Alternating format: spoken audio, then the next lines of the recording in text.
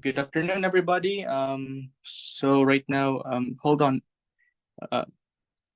I'm trying to pull up my essay for a moment in my other device.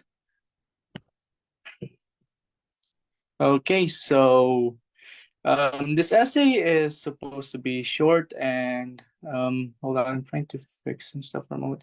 Anyway, this is going to be an essay on why divorce should be legal in the Philippines. I'm going to start with a preamble saying that there are going to be a lot of definitions going on about divorce, which has caused conversations on the topic to be strenuous because of arguments being built on fallacies, misunderstandings, and strawman arguments.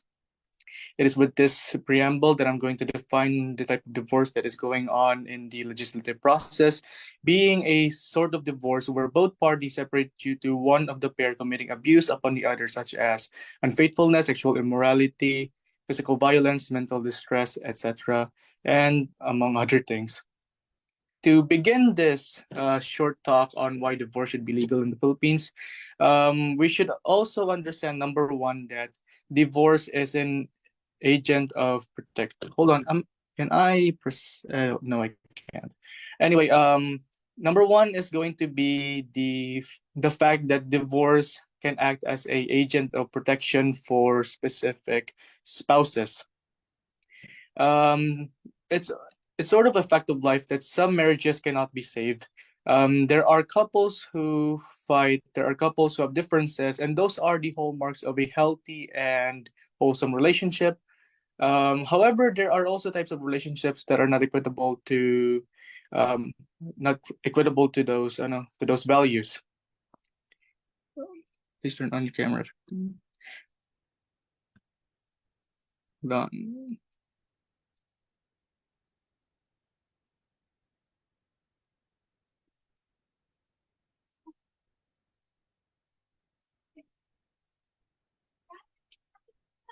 Anyway, for me to continue for a moment, um, in many relationships, simple differences can be resolved through counseling through a psychological professional or a spiritual leader. However, that resolution only comes when both partners in a relationship wish to seek resolution that they are tired of fighting. If there is to an unhealthy extent, that they are willing to seek past that maybe they are both in the wrong, and that in order for them to keep the relationship healthy, they need to evaluate the cause of their distress in order for them to find peace in their union. In an abusive relationship, however, in some cases, if both parties are mutually abusive towards each other, one never takes it upon themselves to seek change because they see themselves as the absolute right and their partners being always in the wrong, which is an abusive hallmark of a certain spouse. When the abused partner asks their abuser to understand their emotions or how they feel about the way that they are feeling and that they want to have a conversation about it, not bringing up counselors yet because they still feel like it can be dealt with or they could have a conversation with it first. The abuser will insist that what they bring up is what they insist on is fine and that there is no such issues at best, or be verbally abusive to the abused partner for even bringing it up, equating it to be non-existent, gaslighting them into doubting themselves, or implying that they are acting against their abusive partner and that they have terrible intentions to hurt them or the relationship. Since the beginning of the essay or the argument that I'm presenting right now, I have not used any gendered nouns such as husband, wife, he, she, etc., because it is fundamental to acknowledge that men are also being abused in such relationships and are also needed of help.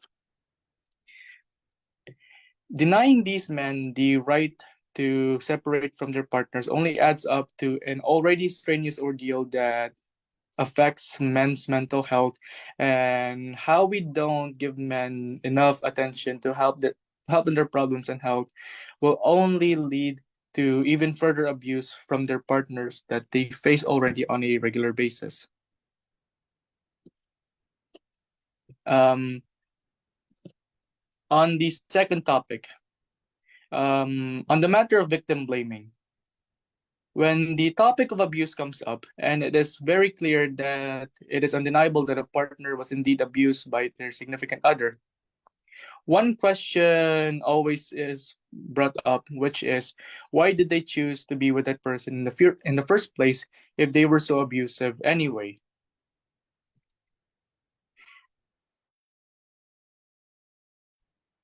Is undeniably and very clear as an abuser.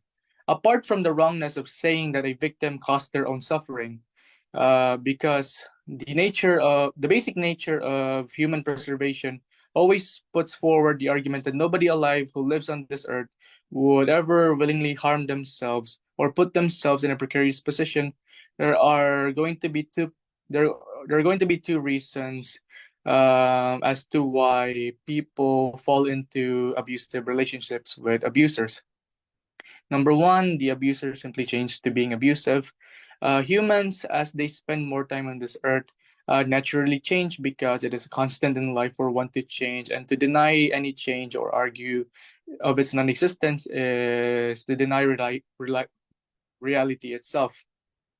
However, in this context, the change that came is negative, and the partner who was once caring, affectionate, and loving is now argumentative, verbally belittling, and is, in the most unfortunate circumstances, is starting to become physical in their abuse. Or number two, the abuser masked their abusiveness. To give a brief definition of what masking is, masking is done to repress behavior that is seen as unusual with the intent of fitting in with the rest of society or to be or to be perceived as regular. In the context of people who are neurodivergent, the action of masking is done to give aid in the don't delay. The action of masking is done for the sake of well-meaning intentions in order for them to fit inside of a neurotypical world that is not accustomed to the quirks of those who are non-divergent. However, for abusers, they use masking as a tool in order for them to be perceived by potential romantic partners as safe and trusting enough to be in a relationship with during the infancy of it until it matures and formally turns itself into a concrete union between the two. Although such relationships do not automatically turn abusive the moment they step outside of the cathedral or a judiciary, which is a court building or the such. Over time, this mask slowly comes off and incrementally the partner does not suspect any malintent from their partner and that this is only a regular part of their character because they've gotten so used to things. And when the big one comes, they've developed a tolerance for it when anybody who is in a already healthy and wholesome relationship would acknowledge the complicated and unhealthy aspects of such relationships. It is not the fault of the abused that they were abused, because they are not the ones committing the abuse. Rather, it was the abuser who committed the abuse. Regardless of the actions of any of the two in a relationship, if an abuser exists in a relationship, violence and abuse will always happen regardless of whether or not the abusee was asking for it, for lack of better words, in the first place or not. And finally, my last point is going to be waiting on God to give justice.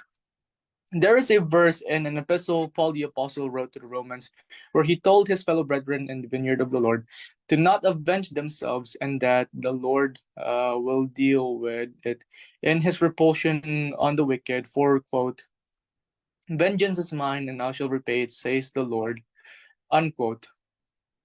An all-around inefficiency of today's Christians and their apprehension towards the direct and total action against the injustices that occur in their day-to-day lives, with the expectation that God will simply act upon it for his judgment against abusers and against agents of injustices, which is an all-around total reliance on their faith, a faith no less that is dead, for it has no works, as stated by the Apostle James in his epistles to the 12 tribes in this position. Waiting on God to waiting on God to simply fix stuff waiting on God to simply avenge justice upon victims of abuse, and just hoping that abusers will learn their lesson, or at the very least change while they still can. Waiting on God is a naive misunderstanding of His nature and the manner of which He dispenses justice and righteousness towards His children. It is also simply unrealistic too in our society. By this account, does that also mean that murderers, rapists, thieves, and tyrants need to wait until they die before they can face judgment from the Lord? Because to some believers, they believe that abuse. No wait. Because for some believers, they believe that abusers will get their taste of justice when they come to pass and meet the judgment of God and His heavenly tribunal. I believe this idea of I believe that this idea of justice is impractical at best and totally diminishes how dire the situation is for the abused party at worst. The abuser will face judgment in their due time if they cannot be swayed into listening to their partner or to religious leaders such as a priest or a bishop of their wrongdoings towards their partner, or have a healing conversation with them, because the abuser is swayed too much by the devil into believing that his wickedness is correct and their wickedness is vulnerability. No, wait, and that their wickedness is correct, and the weakness of their abused partner in vulnerability is malice. Then, unless they come into repentance for their action before it's too late, they have doomed their souls in heaven.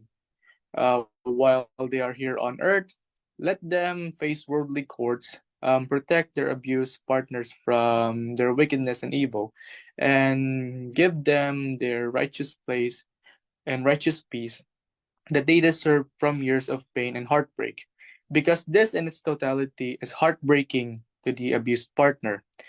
They see somebody to whom they've loved and have thought that they spend the whole of their lives together become, become a completely different person to whom they were supposed to spend time out of their lives hoping that things may so that these things may be, maybe better, or maybe they will go back to the person that they fell in love with, to the person who they fell in love with, who was kind, caring, affectionate, and long, but now has devolved into something unrecognizable to them, because they have completely turned into a terrible person. These monsters break marriages.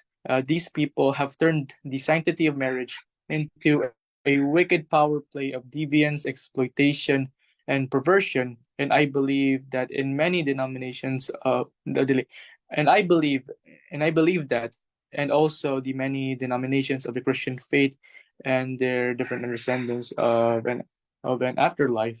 Domestic abusers occupy the seventh circle of hell in Dante's Inferno, but in terms of the worldly course that they need to be accounted for, um, they have to answer to it, in order to give their abusers the peace, and also the to give them the peace and also the courage to move on and actually seek a healthy and wholesome relationship with another person that they can find a union in, and for them to find holy matrimony within.